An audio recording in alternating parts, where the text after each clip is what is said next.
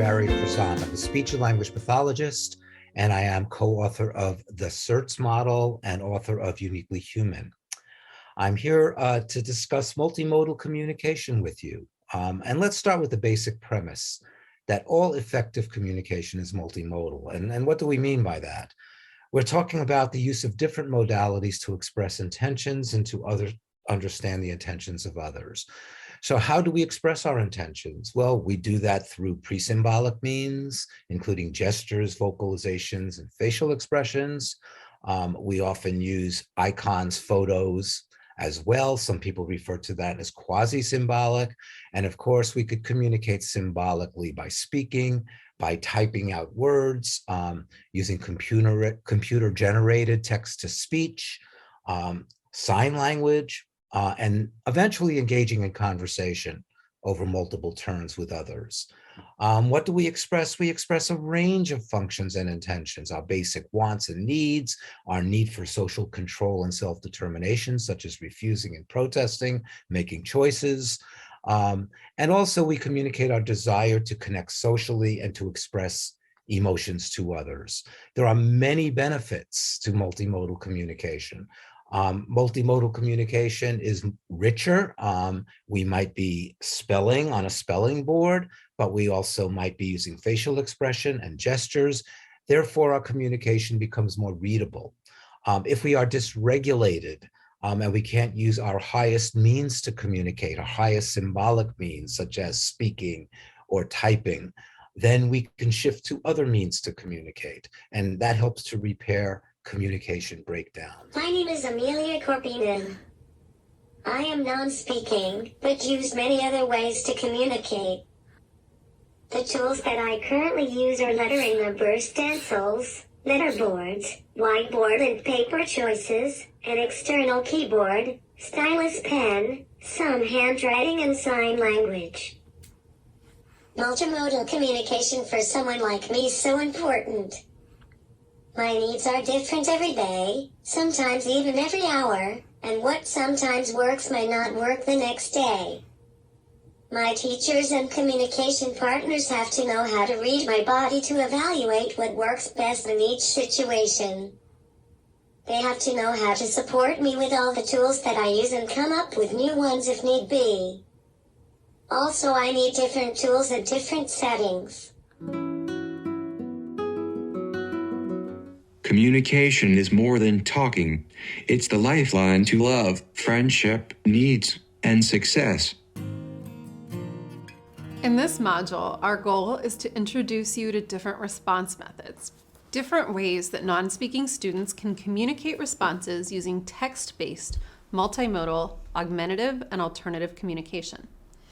We'll define what text-based multimodal AAC actually means, and discuss why it's so important that we value communication using multiple modalities.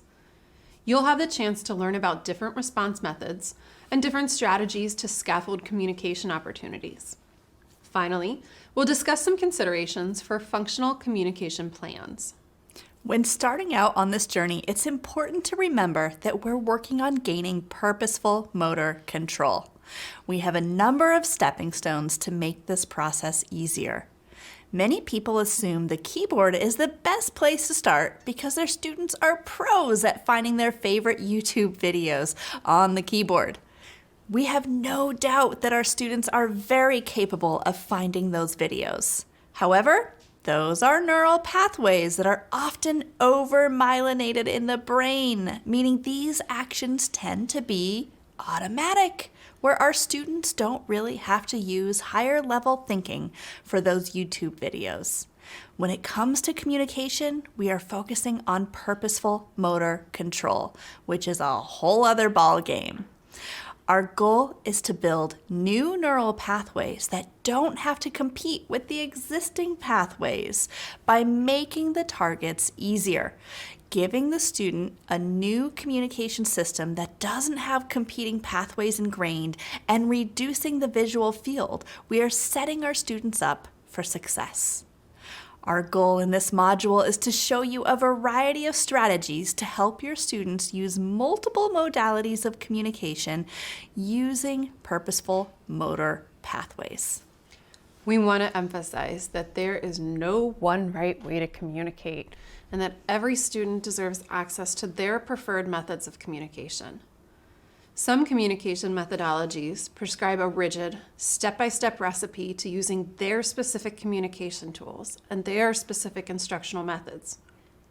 Multiple methods inform our practices, which draw on communication strategies from a variety of different sources. You can find more information about these practices in our resource section.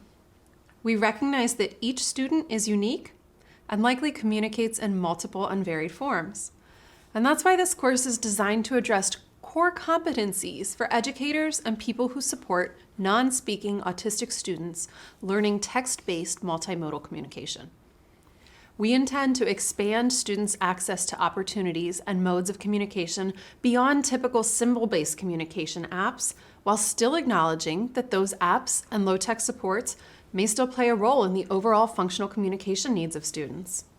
It may not be practical or even desirable for a student to spell out a response to every single question or interaction during their school day. For one thing, it's exhausting for the student. It can take an enormous amount of energy to make your body cooperate to spell out a word or a thought. And that can be really time-consuming. At school, time is a finite resource. There are assignments to complete, classes to attend, and friends to interact with. Sometimes efficiency of communication needs to be considered in the context of the school day, but in ways that honor the student's communication preferences. Spelling out every word also may not be necessary. There are plenty of ways to assess students' knowledge, participate meaningfully, and interact socially during multimodal communication. We'll dive in with detail with some of these methods later in this module. Also, in our module on academics, we're going to address the different ways to adapt instruction and assessment to allow students to demonstrate their knowledge of specific objectives utilizing multimodal communication strategies. I hope by this point in our course, you're internalizing the belief that all communication is valid and the understanding that what works for one student might not work for another. Since the focus of our training is to build skills to support students using text-based multimodal AAC, we should dive right into what we mean by that and what these response methods can look like.